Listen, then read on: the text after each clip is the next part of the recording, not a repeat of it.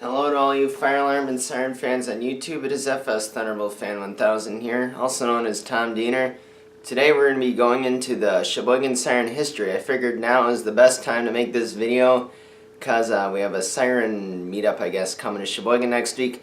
So the beans are going to spill out of the pot or whatever it is. They're going to, not saying don't spill the beans. Yeah, they're coming to Sheboygan, so I figured now is the best time to make this video regarding the Sheboygan Siren history. So, let's get into it, and hopefully you'll watch it.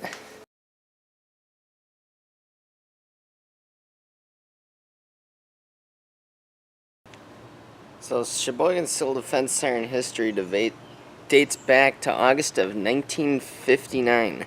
The city got 11 of these Federal Signal Model 2s that ate up the whole system. The sirens were controlled by a central AR timer at the City Hall.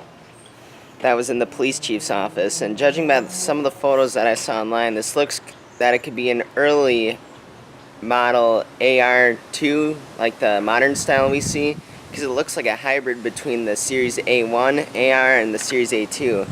The City Hall is currently being renovated right now, so I don't know if this controller was saved or if it was trashed. So the sirens at the time were installed by the local electric utility, Wisconsin Power and Light, in a fashion similar to this, with the pole mount bracket and the conduit going up across it, because this is the original mounting bracket and everything that came with the siren. The total cost for the sirens at the time was $5,800, or $48,788 in today's money. Some of the locations the sirens were 5th Street and Lincoln Avenue, which would be Cole Park. There used to be, up until recently, a pole with a pole mount bracket and an RC2 on it. Another location was 8th Ave and Highland Terrace, which would be close to the hospital, Memorial Hospital.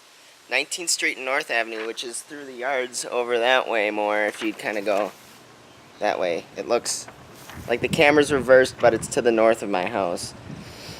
And then the 2400 block of Superior Avenue, 13th Street and Calumet Drive, which would just be down that way too, 6th Street and Wisconsin Avenue, North 17th Street and Wisconsin Avenue, the 900 block of Georgia Avenue, the 2300 block of South 10th Street, South 20th Street and David Avenue, and Meade Avenue and Highway 141.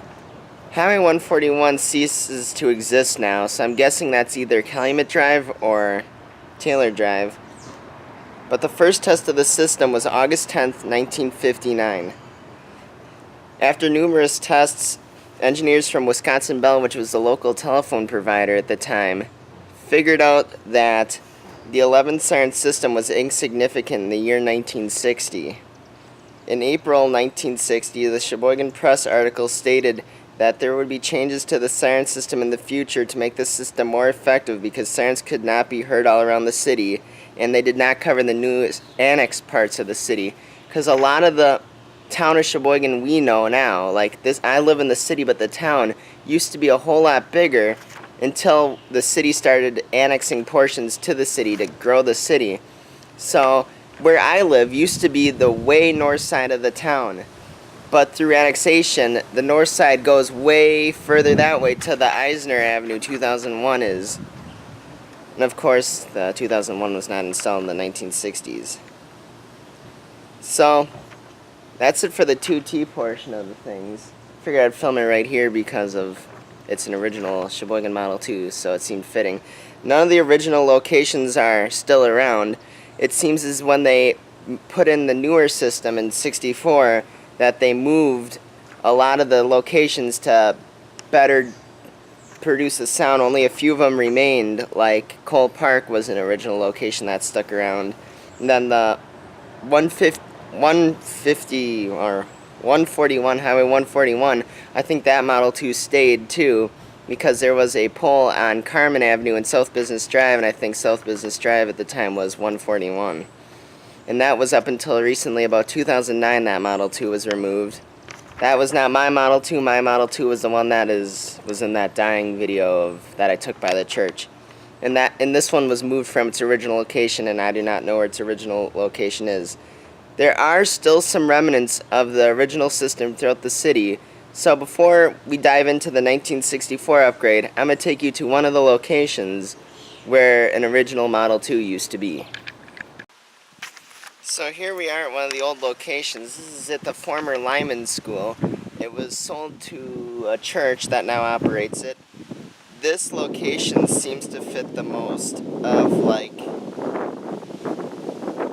don't know, I highly doubt this one's moved here. It looks to be an original location, but it really shows nowhere on this. The only thing I can guess is they screwed up on the one thing, and it's actually North 26 and Wisconsin Avenue, because Wisconsin's right over there. But yeah, this is an old Model 2 site, and that it was, my guess is it was replaced in like the mid-90s to the 70s with the Sunny Ridge Thunderbolt. So I'll just give you a close-up of the whole thing here. So that's the RC2, and up to the top where the old pole mount bracket is. As far as I know, the city marked this location as abandoned, and they're never going to come and take it down. One thing I forgot to mention at the last location is that the Sheboygan Siren system, the original Model 2s, and I think all the other ones, were designed to be heard both indoors and outdoors, because it said in a Sheboygan Press article that the civil defense siren system in Sheboygan was designed to be heard both indoors and outdoors, but the first system did not perform, and in most cases could be heard, well, not be heard, but the first system did not perform, and in most cases could not be heard inside, and schools had to have an individual alerting system due to this. Although none of the sources really went into any detail about the individual warning system, like if it was one of those GE or whoever made them near devices. But yeah, so it's probably like bells or something that was connected to the ring relays for the system. So yeah, now we're going to dive into the 1964 portion of the siren system.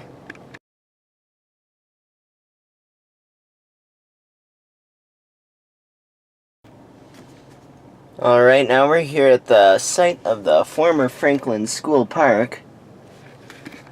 You may ask me why we're here, but it has to do with the siren history, because in October of 1964, the Sheboygan Civil Defense Commission asked Sheboygan Area School District if they could mount new warning sirens on the roof of Washington and Franklin schools. They confirmed that the roofs could handle the weight, and they were going to allow and approve the issue. In 1964, the city of Sheboygan received a $6,907 grant from the Federal Civil Defense Commission for 4 sirens, 3 125 decibel sirens, and 1 110 decibel siren. The locations they were thinking at the time was Franklin School on the south side, where we're at right now, Washington School on the north side, one near Sunny Ridge, and another on the rooftop of a downtown building. The system was scheduled for completion on June 30th, 1965.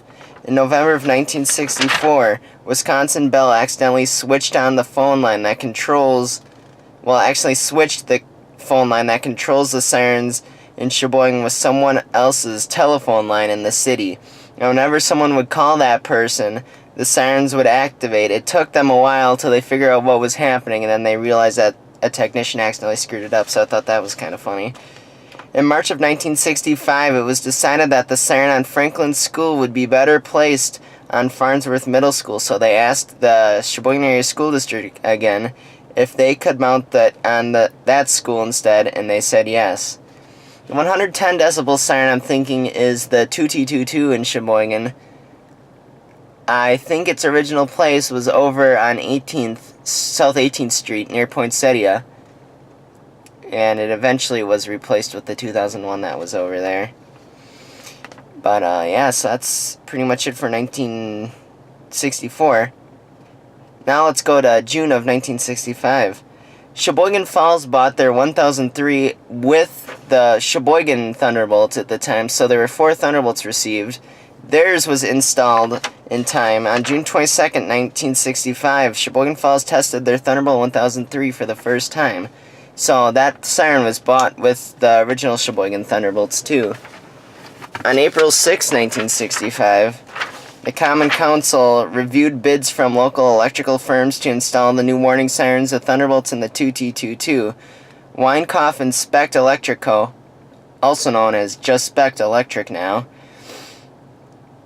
was the winning bidder because they had the low bid and experience in erecting similar sirens. So maybe sirens in different parts of the Wisconsin were installed by Specht. I don't know. I just researched Sheboygan here. On July 19th, 1965, the installation of the 310 horsepower sirens was complete and had their first test at 11 a.m. on the Wednesday of that week. Notice how we still test the same time. So it's been a constant thing ever since when we first got our sirens. That week, there were 2 siren tests. The first, the entire system was activated, the Thunderbolts and the Model 2 system. Then for a second test right after, just the Thunderbolt sounded. The original locations where the sirens were installed were Washington School, First National Bank at the time, which is now U.S. Bank, and Farnsworth Middle School. The total cost of the sirens was $12,400, or $93,491 in today's money, of which the U.S. Civil Defense matching funds covered $6,200 of the cost. So it was about half. It was half at the time. In September of 1965, the Sheboygan County Civil Defense received payment for the sirens located in the city of Sheboygan and the city of Sheboygan Falls. On April 30th, 1966, the U.S. Bank siren started going off at midnight. They tried to look into what caused the siren, but the mystery went unsolved. So that had to be a little creepy, especially during wartime tensions like that. On November 12th, 1966, the City Council passed a resolution to provide funding to relocate 8 of the original 11 Model 2Ts, the sirens that were installed in the original system. So that's probably why they're all scattered throughout the city now and not in the original locations, because they were eventually relocated. On April 17, 1972, a janitor was cleaning the communications room at the police headquarters at City Hall. Now they had their own station.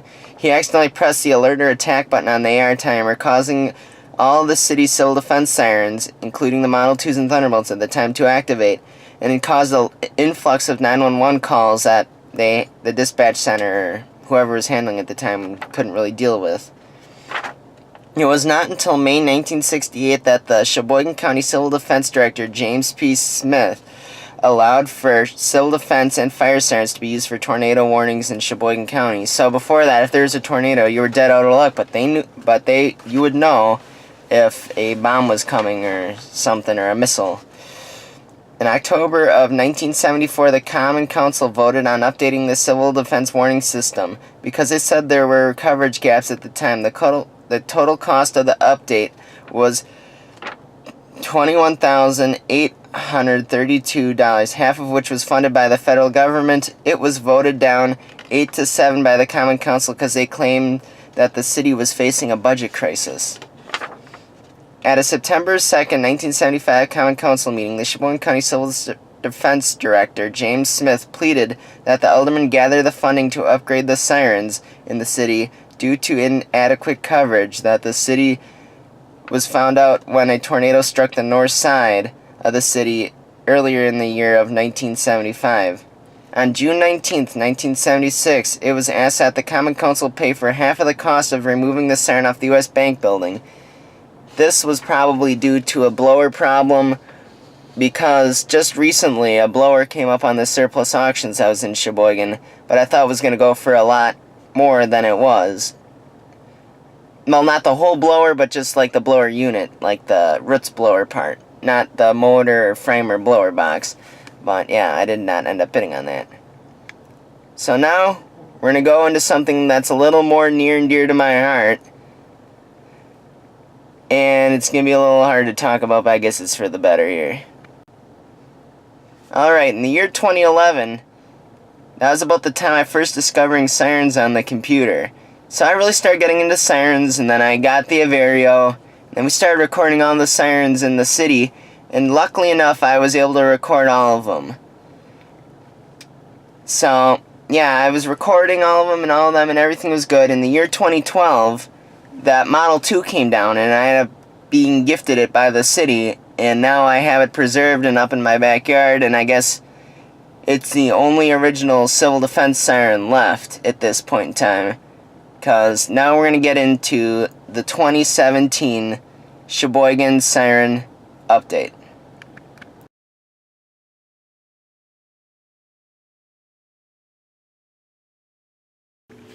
Alright, now we're back in the shop because I needed internet for this part. And, yeah, I needed internet. So, that portion of the siren upgrade of 2017 story starts with me working all last summer. Since I was working all last summer, I had no idea what was going on. I wasn't recording any sirens or anything because of, yeah, I was working all the time. So I didn't have off any of the first Wednesday or every other Wednesday type deal. So yeah, so I quit my summer job like the 2 weeks before August ended because I was starting my EMT class and I didn't want to be working at the time because it was going to be painful and like long. So I was on my way down to up to Appleton to go clothes shopping with my family when in the morning Sam sends me this photo here.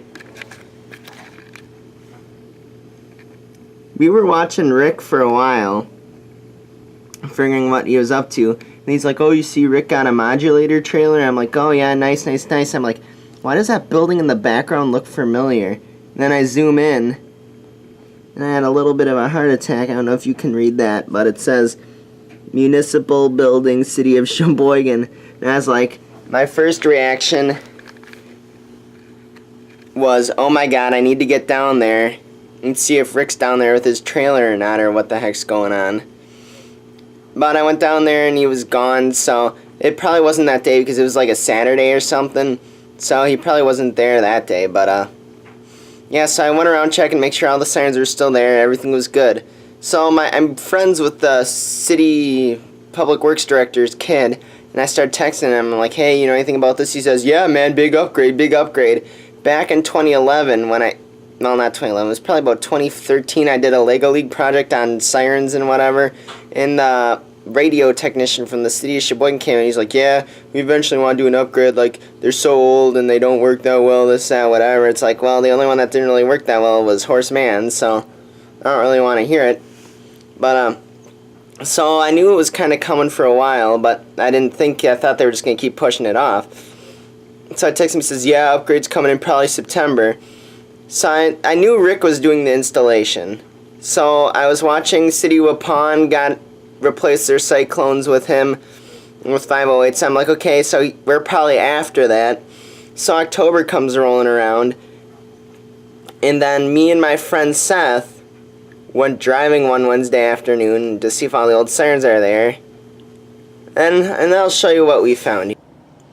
Alright, fast forward to the time period of like October of 2017. So I was right in the middle of my EMT class. It was Mondays and Wednesdays from like 6 to 10. It was down in Mequon, so I'd have to like get out on the road at like 5. So Wednesdays we got out of school at 1:45, so I'm like, hey, I'm gonna go for a drive around Sheboygan and see if Rick put any sirens in yet. So me and Seth were cruising, we go past End Park, I didn't think I noticed anything, so whatever. So we go to the south side past Horseman, it's still there, so I'm coming down Union Avenue, and all of a sudden, I see this.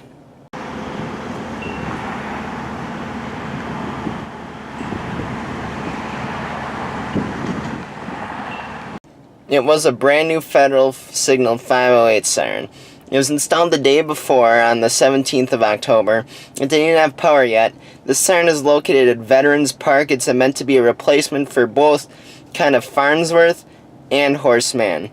Both sirens are still up to this day. They both still work, even though the city claims that all the old system is off.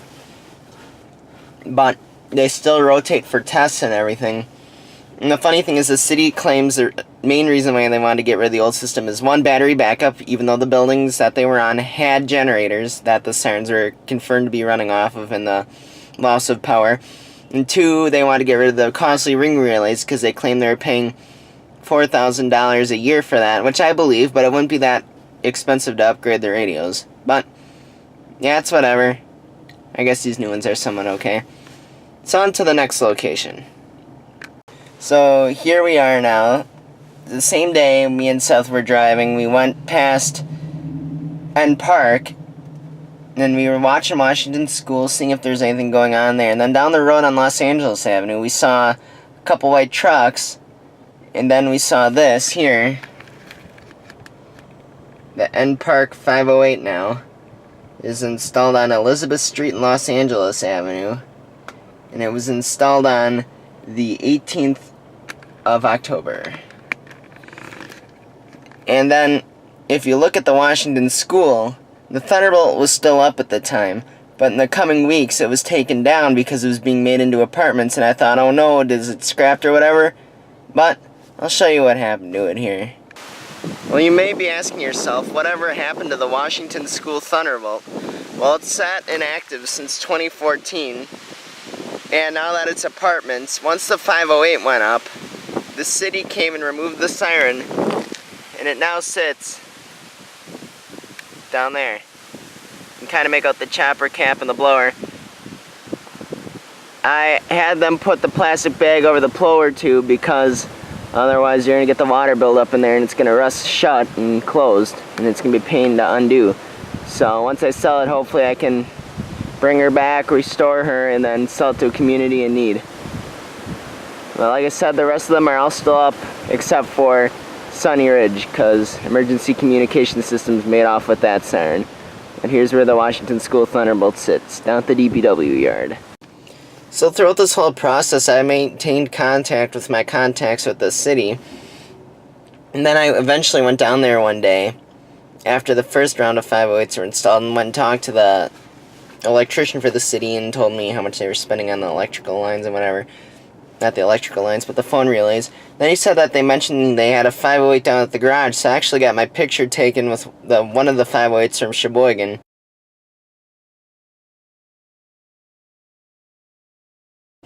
In total, we've installed 3 508s. Here's the last one. It is at Whedon Creek Road and South 12th Street. This replaced a 2001 SRN. All 2001s maintained in the system. Some were just moved, others were left, but all of them got control upgrades to the 2A FCs with battery backup. And yeah, so the city now uses Commander. They pull the sirens at around 3 a.m. They have their own frequency now. For the first couple of months they were using Fire Primary, and that got pretty annoying, so now they use their own frequency. But here's the last 508 that was installed. They ended up removing this 2001 SRN. This one ended up going on Sunny Ridge, replacing that Thunderbolt. And the other one, that was on... No, this one here went on US Bank to replace that Thunderbolt. That Thunderbolt's still standing, but it's deactivated. Rick made off with those controls. The Sunny Ridge Thunderbolt was replaced with the 2001 SRN from Poinsettia Avenue. There's no siren over there, but they claim the 508 can cover that. So we will see what the coverage map shows. And the Sunny Ridge Thunderbolt was the only siren that Rick made off with from the system. So, we'll quick show you this 508 here.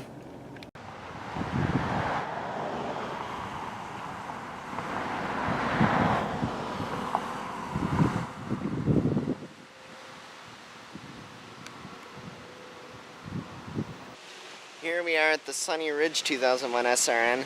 This siren was installed on December 7th, 2017. This is the 2001 SRN from Poinsettia Avenue. That area now has basically no coverage because it is right in the middle of it's in between 2 508s, but I don't think they cover that area. But yeah, this is the one that was over there, and it replaced the Sunny Ridge Thunderbolt.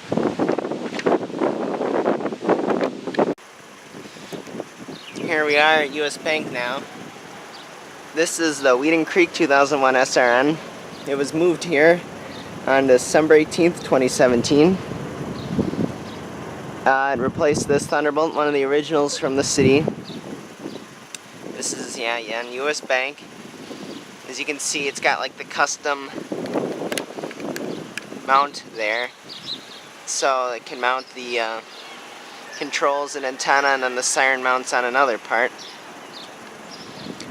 The only reason why Rick and Emergency Communications didn't make off with this Thunderbolt is they made off with the controls, but the Thunderbolt stayed. Number one, because the blower is supposedly rubber seal tighted into the roof, and that the crane was 10 feet short, they told me, so that's why this one is still here. It is unknown whether the city's going to take it down or not, but it's been here ever since. This was the last install they did for the City of Sheboygan system. Okay guys, we're back here in the basement, or the shop if you want to call it that. Couple things to end the video here. Upcoming next here is all the videos I took of the upgrades that were going on. If I was there, I videotaped it, so before I went to class. Some nights I had to cut it short before it was over, the install, because I had to go to class a lot of the times, so bear with me with that. On another side note, do not contact Emergency Communication Systems about acquiring old sirens, or even if your city's got a contract with them and they are taking down the sirens, they keep what they take down. They're not going to sell, so don't deal with them on that context. So that's pretty much it here. Thanks for watching this portion of the video, and let's go to the footage of the system upgrades.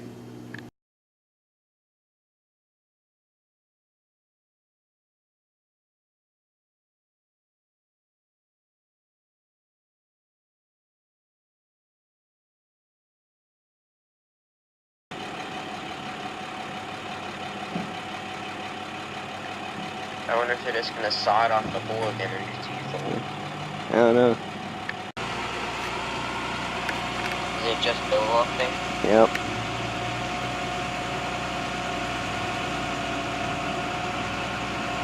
I swear I always thought you would make no way.